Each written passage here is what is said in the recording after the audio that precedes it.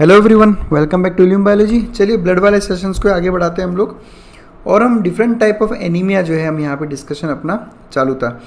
ठीक है, हमने ब्लड के अब तक टोटल 13 वीडियोस जो हैं वो अपलोड कर दिए हैं। ये 13वां वीडियो है आज अपना, जिसमें हम लोग डिस्कस करेंगे अबाउट अप्लास्टिक एनीमिया। काफ़ी इंपॉर्टेंट टॉपिक है ये। देखो, मैं इस अप्लास्टिक एनीमिया, हमने जो पिछला वीडियो था उसमें हमने बात की थी अबाउट क्लासिफिकेशन ऑफ एनीमिया। वो वीडियो देखा होगा आपने, और उसमें हमने कहा था कि एनीमिया टोटल 5 टाइप के होते हैं जो उनके कॉज पे डिपेंड करता है। जैसे कि सबसे पहला हेमरेजिक एनीमिया, जो हेमरेज की वजह से है। दूसरा हेमोलाइटिक एनीमिया, आरबीसीज हीमोलाइसिस बढ़ जाता है।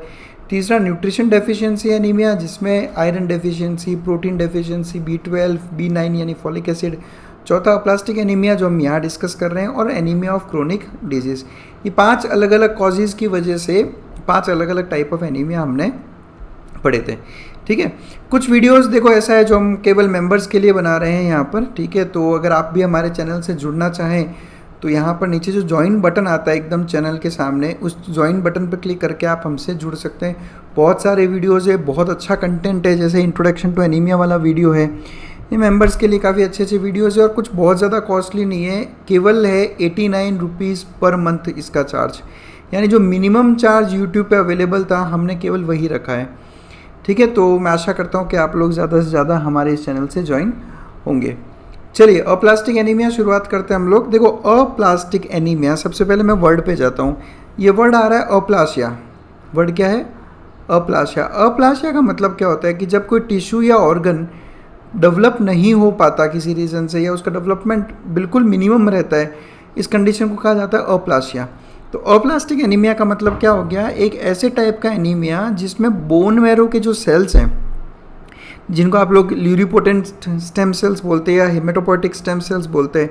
हमने पढ़ा था अबाउट हेमेटोपोइसिस, एक वीडियो अपलोड कर चुका है, आप ज़रूर देखें उसे।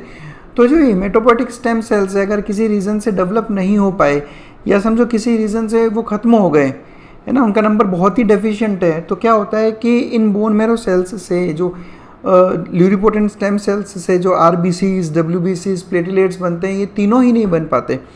तो अप्लास्टिक एनीमिया एक सिंगल पिक्चर में मैं आपको कुछ इस तरह से समझा सकता हूँ, यानी कि आरबीसीज कम हो गए, डेफिशिएंसी ऑफ आरबीसीज यानी कि एनीमिया। डब्ल्यूबीसीज भी डेफिशिएंट है क्योंकि इन तीनों, और इवन प्लेटलेट्स, इनकी भी डेफिशिएंसी है। आरबीसीज भी कम है, डब्ल्यूबीसीज भी कम है, और प्लेटलेट्स भी कम है। क्यों कम है? क्योंकि ये तीनों बनते हैं मेन आपके हेमेटोपोइटिक स्टेम सेल्स से, और इन हेमेटोपोइटिक स्टेम सेल्स में ही डेफिशिएंसी है। तो उन स्टेम सेल्स में डेफिशिएंसी है, तो उससे बनने वाले तीनों प्रोडक्ट्स, आरबीसीज, डब्ल्यूबीसीज और प्लेटलेट्स, ये तीनों के तीनों एक साथ में कम होंगे। इस कंडीशन को कहा जाता है अप्लास्टिक एनीमिया। और वो कंडीशन जिनमें ये तीनों ही टाइप के सेल्स डेफिशिएंट हो, उसको आप कहते हो पैनसाइटोपिनिया। यहाँ देखो आप, बोन मैरो, और इस बोन मैरो से बनने वाले प्लेटलेट्स रिड्यूस हो रहे हैं, रेड ब्लड सेल्स नहीं बन पा रहे, डब्ल्यूबीसीज नहीं बन पा रहे। तो इन तीनों ही नहीं बन पाने की वजह से इन तीनों में क्या हो गया? रिडक्शन। इसको कहा जाता है अप्लास्टिक एनीमिया, यानी तीनों कम होंगे। और इस कंडीशन को कहा जाता है पैनसाइटोपिनिया। पैनसाइटोपिनिया का मतलब क्या होता है? देखो, पैन का मतलब होता है सारे। जैसे हम एक वर्ड यूज़ करते हैं ना इंग्लिश में, पैन इंडिया, जैसे हम कहते हैं कि this are branches are present pan India. Pan India मतलब थ्रू आउट इंडिया। तो पैनसाइटोपिनिया मतलब सारे के सारे, थ्रू आउट। साइटो मतलब सेल्स, और पीनिया मतलब डेफिशिएंसी।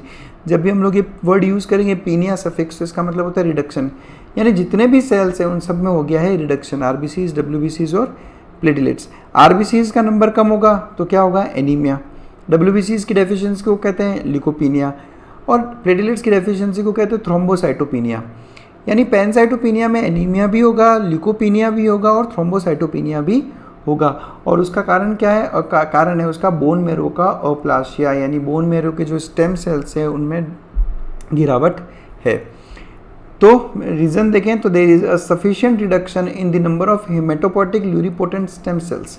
अभी हेमेटोपोइटिक स्टेम सेल्स क्या होते हैं? ये वो स्टेम सेल्स है जिनसे आरबीसीज, डब्ल्यूबीसीज और प्लेटलेट्स बनते हैं। अगर आपको और डिटेल में पढ़ना हो तो आप हमारा हेमेटोपोइसिस वाला वीडियो देख सकते हो। तो इन स्टेम सेल्स में गिरावट आएगी, डेफिशिएंसी होगी, जिसकी वजह से टोटल या तो ये सारे सेल्स टोटल एब्सेंट हो जाएंगे, या फिर इनका नंबर बहुत कम हो जाएगा।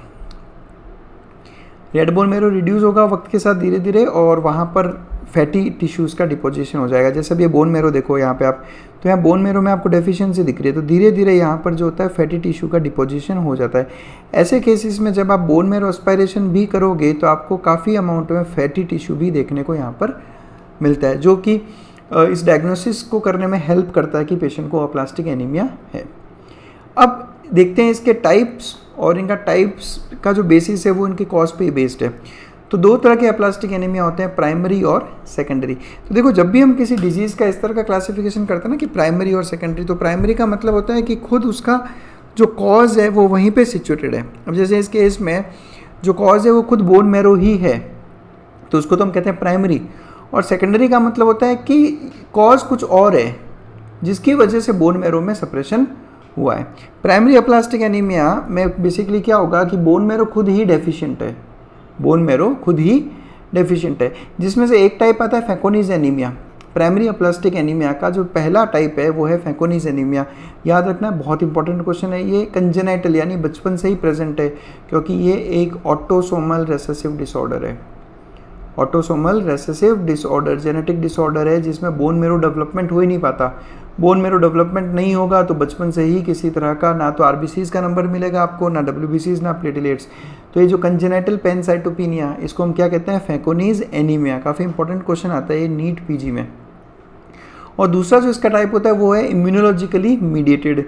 ये एक एक्वायर्ड कंडीशन है, यानी बचपन से तो नहीं होती, लेकिन बाद में आपका इम्यूनिटी जो रहता है उस इम्यूनिटी के हाइपर रिएक्शन करने की वजह से, उसी इम्यूनिटी की वजह से आपका बोन मैरो जो है वो सप्रेशन होता है, जिसकी वजह से प्राइमरी अप्लास्टिक एनीमिया हो जाता है। फिर हम बात करते हैं सेकेंडरी अप्लास्टिक एनीमिया की। सेकेंडरी अप्लास्टिक एनीमिया का मतलब हुआ कि किसी दूसरे रीज़न की वजह से क्या हुआ है, किसी एक्सटर्नल एजेंट की वजह से क्या हुआ है कि बोन मैरो में हुआ है सप्रेशन, जिसकी वजह से अप्लास्टिक एनीमिया हो गया। इसमें सबसे पहले हम बात करेंगे कुछ ड्रग्स की, जो कुछ मेडिसिन जो है उन मेडिसिन के वजह से जो है अप्लासिया होता है, जैसे कि एंटी मेटाबोलाइट्स जैसे कि मेथोट्रेक्सेट, माइटोटिक इनिबिटर्स आते हैं कुछ जो माइटोसिस को इनिबिट करते हैं जैसे डोनोरुबिसिन, कुछ अल्काइलेटिंग एजेंट्स जैसे ब्यूसल्फान और नाइट्रोसोयूरिया, एंथ्रासाइक्लिन्स, ये सारी ड्रग्स है ना। इन सारी ड्रग्स की वजह से भी डोज रिलेटेड अप्लासिया होता है। डोज रिलेटेड अप्लासिया का मतलब होता है कि है ना, ऐसा नहीं है कि थोड़े से डोज में दिया और अप्लासिया हो जाएगा, लेकिन हायर डोजेस पे ऐसे सेकेंडरी अप्लास्टिक एनीमिया के केसेस इसमें देखे गए हैं। सेकंड होता है इडियोसिंक्रेटिक अप्लासिया, जिसमें कुछ मेडिसिन जैसे कि क्लोरेम्फेनिकल एक antibiotic, sulfa drugs antibiotic, oxyphenbutazone, phenylbutazone, chlorpromazine और गोल्ड सॉल्ट्स, इन सब की वजह से होने वाला जो अप्लास्टिक एनीमिया है वो कहलाता है इडियोसिंक्रेटिक अप्लासिया।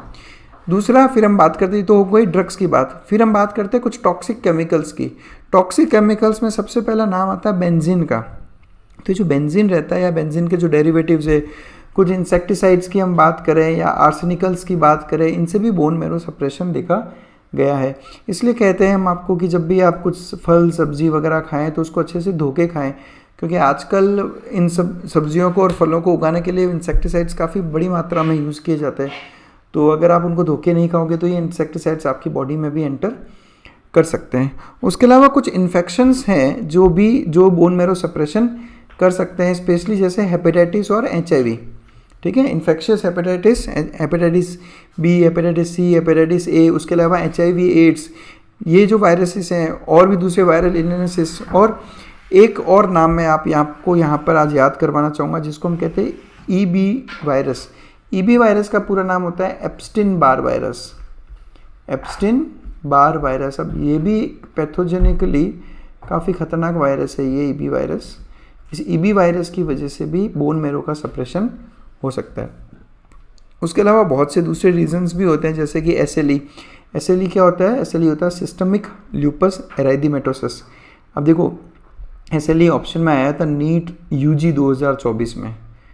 नीट UG, ये जो क्लास 12 के बाद आप MBBS एंट्रेंस जो एग्ज़ाम दे रहे हो, तो जो 2024 का एग्ज़ाम था उस एग्ज़ाम में आपको एक ऑप्शन में लिखा होता है SLE, systemic lupus erythematosus. SLE cystic lupus erythematosus. तो ये वो कंडीशन है, इस कंडीशन में भी जो है अप्लासिया हो सकता है। और इसके अलावा use of X-rays, gamma rays, है ना, उसके अलावा जो रेडोन रेज होती है, इन जो लिथल रेज हैं, इनसे भी इस तरह का अप्लासिया देखने को मिलता है। बात करते हैं क्लिनिकल फीचर्स की, तो देखो क्लिनिकल फीचर्स अब यहाँ पे क्या डेफिशिएंट है, आरबीसीज डेफिशिएंट है, डब्ल्यूबीसीज डेफिशिएंट है और डेफिशिएंट है प्लेटलेट्स। तो आरबीसीज डेफिशिएंट है तो जो एनीमिया के जितने भी फीचर्स हैं, थकावट है ना, कमज़ोरी है ना, ये सब तो इसमें आएंगे। इसके अलावा डब्ल्यूबीसीज कम है तो बहुत इजीली इन्फेक्शंस हो जाते हैं। मोस्ट ऑफ द केसेस में आपको इन पेशेंट्स में नोज़ में या थ्रोट में, माउथ में इन्फेक्शंस देखने को ही मिलेंगे। ये माउथ और थ्रोट में बहुत कॉमनली इन्फेक्शंस मिलते हैं बिकॉज डब्ल्यूबीसीज का नंबर बहुत कम है। उसके अलावा बिकॉज प्लेटलेट्स का नंबर भी कम है, प्लेटलेट्स का नंबर कम है तो सीधा सीधा क्या होने लगेगा, हेमरेज यानी कि ब्लीडिंग। हम कहते हैं ना, जैसे आपने डेंगू के केसेस में भी पढ़ा होगा कि डेंगू के केसेस में जो है प्लेटलेट्स का नंबर काफ़ी कम हो जाता है जिसकी वजह से ब्लीडिंग होने लगती है। तो सेम यहाँ पे भी वही है, प्लेटलेट्स का नंबर कम है तो ब्लीडिंग होती रहेगी, क्लॉटिंग नहीं हो पाती, आपको स्किन में, नोज़ में मसूड़े, गम्स यानी मसूड़े, वजाइना, बोवल यानी आपका इंटेस्टाइनल ट्रैक्ट और कई बार सेंट्रल नर्वस सिस्टम और रेटिना में भी ब्लीडिंग देखा गया है। तो आरबीसीज, डब्ल्यूबीसीज, प्लेटलेट्स, इनके जो मेन फंक्शंस है वो सारे के सारे हैम्पर हो रहे हैं तो उससे एसोसिएटेड क्लिनिकल फीचर्स देखने को मिलेंगे। अब बात करें अगर सीवियर अप्लास्टिक एनीमिया के केसेस की, तो ये बहुत ही ज़्यादा सीरियस डिसऑर्डर है और करीब 50 to 80% केसेस में साल भर के अंदर अंदर डेथ हो ही जाती है। ठीक है, और डेथ होने के पीछे भी जो मेन रीज़न है वो या तो ब्लीडिंग अरेस्ट नहीं हो पाया या फिर किसी ना किसी इन्फेक्शन की वजह से, क्योंकि पेशेंट का जो इम्यून सिस्टम है बहुत वीक है तो बहुत इजीली उसको काफ़ी इन्फेक्शन जैसे ट्यूबरकुलोसिस वगैरह बहुत इजीली उसको जो है तकलीफ़ देने लगते हैं जिसकी वजह से उसकी डेथ हो सकती है। चलिए अब हम बात करते हैं ट्रीटमेंट की। तो अप्लास्टिक एनीमिया के अगर हम ट्रीटमेंट की बात करें तो जैसा अभी हमने देखा कि सीवियर केसेस में डेथ हो ही जाती है पेशेंट की, बट अगर माइल्ड मॉडरेट केसेस की बात करें अगर हम लोग, तो ट्रीटमेंट दो चीज़ों को कंसिडर करेगा। पहला देखेंगे हम जनरल मैनेजमेंट मतलब पेशेंट को जो इनकी वजह से जो दिक्कतें जो आ रही है, पहले तो हमें उसका ट्रीटमेंट उसको ठीक करना है ना। जैसे कि पहले अपने को ये देखना है कि सेकेंडरी कोई कॉज है कि नहीं है। जैसे अभी हमने देखा ना अप्लास्टिक एनीमिया के इतने सारे कॉजेज़ देखे हमने, जैसे हम जो पेशेंट मेथोट्रेक्सेट पे है काफ़ी लंबे टाइम से, उस मेथोट्रेक्सेट की वजह से ही जो है पेशेंट को अगर ऐसा हो रहा है तो हमें उस मेथोट्रेक्सेट को या तो रिप्लेस करना होगा या बंद करना होगा। तो सबसे पहले पॉसिबल कॉज को आइडेंटिफाई करें और उसको एलिमिनेट करें। और उसके अलावा पेशेंट को चाहिए होगा सपोर्टिव केयर मतलब जैसे पेशेंट को सीवियर एनीमिया है, कमज़ोरी है तो उसको ब्लड ट्रांसफ्यूजन दो, यानी ब्लड चढ़ाओ उसको। एनीमिया हो गया पेशेंट को, सीवियर वीकनेस है, पेशेंट चल फिर नहीं पा रहा, दिक्कत आ रही है उसको, तो ब्लड ट्रांसफ्यूजन की ज़रूरत पड़ेगी। पेशेंट में रिकरेंट ब्लीडिंग के केसेस हैं तो उसमें आप प्लेटलेट कॉन्सेंट्रेट्स दो पेशेंट को। पेशेंट बार बार इन्फेक्शन हो रहे हैं तो आप इन्फेक्शंस को ट्रीट करो, इन्फेक्शंस को प्रिवेंट करने का ट्राई करो। तो ये तो हो गया जनरल मैनेजमेंट। अब हम बात करते हैं स्पेसिफिक ट्रीटमेंट की, यानी जो खुद अप्लास्टिक एनीमिया है उसका ट्रीटमेंट की अगर हम बात करेंगे तो ऐसे केसेस में काम में आते हैं कुछ मैरो स्टिमुलेटिंग एजेंट्स। ये कुछ ऐसे एजेंट्स या कुछ ऐसी सब्सटेंसेस हैं जो बोन मैरो को स्टिमुलेट करते हैं, जैसे कि एंड्रोजन्स आपको पता होंगे, male sex hormones bone marrow stimulators होते हैं, तो इनको ये यूज़ किए जाते हैं। उसके अलावा यूज़ की जाती है इम्यूनोसप्रेसिव थेरेपी। जैसा अभी हमने देखा था प्राइमरी अप्लास्टिक एनीमिया में एक हमने टाइप देखा था जिसमें आपका इम्यूनिटी खुद ही अप्लाजिया इंड्यूस करता है। तो ऐसे केसेस में हम इम्यूनिटी को सप्रेस करने का ट्राई करते हैं। तो जब इम्यूनिटी को सप्रेस करते हैं तो काफ़ी केसेस में हमें सक्सेस देखने को मिलता है। अब इम्यूनोसप्रेशन के लिए हम एंटी थाइमोसाइट ग्लोबुलिन यूज़ कर चुके हैं, हम यूज़ कर चुके हैं एंटी लिम्फोसाइट सीरम। तो ये दोनों से हमें काफ़ी सक्सेस मिला है, करीब 40 to 50% इनका सक्सेस रेट है, जो कि काफ़ी अच्छा सक्सेस रेट है, एंटी थाइमोसाइट ग्लोबुलिन और एंटी लिम्फोसाइट सीरम। इसके अलावा आपने कुछ बहुत कॉमन इम्यूनोसप्रेसेंट्स सुने होंगे जैसे ग्लूकोकॉर्टिकॉइड्स, साइक्लोस्पोरिन। ये जो है ना साइक्लोस्पोरिन जो हम देते हैं जब किडनी का ट्रांसप्लांटेशन किया जाता है तो पेशेंट को इन इम्यूनोसप्रेसेंट्स पे रखते हैं। ये थोड़े लो लेवल के इम्यूनोसप्रेसेंट्स हैं, लेकिन ऐसे केसेस में हम हाई डोजेस देते हैं इनकी, ग्लूकोकॉर्टिकॉइड्स की और साइक्लोस्पोरिन की। तो ये तो हो गई इम्यूनोसप्रेसिव थेरेपी। अब हम बात करते हैं बोन मैरो ट्रांसप्लांटेशन की, यानी कि हम क्या करेंगे, किसी पेशेंट का जो बिकॉज बोन मैरो अप्लासिया हो रखा है तो किसी और इंडिविजुअल का बोन मैरो इस इंडिविजुअल में हम लोग ट्रांसफ़र करेंगे। हालांकि ये इतना ज़्यादा इजी प्रोसीजर भी नहीं है, हमें अच्छे खासा इसमें मैचिंग वगैरह करनी पड़ती है, HLA टाइपिंग वगैरह काफ़ी कुछ करना पड़ता है। ऐसा नहीं है कि किसी भी इंडिविजुअल का बोन मैरो हम किसी में भी डाल सकते हैं, दे शुड क्लोजली मैच, है ना। तो ये लास्ट ट्रीटमेंट इसका बचता है। तो आई होप आप लोगों को सब कुछ अच्छे से समझ में आया होगा अप्लास्टिक एनीमिया के बारे में।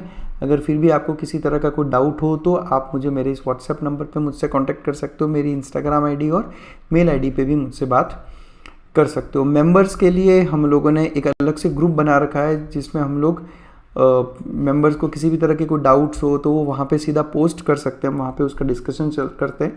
अगर आप मेंबर नहीं भी हैं तो सब्सक्राइबर भी हैं, फिर भी अगर आपको कोई डाउट है तो भी आप मुझसे कॉन्टैक्ट कर सकते हो।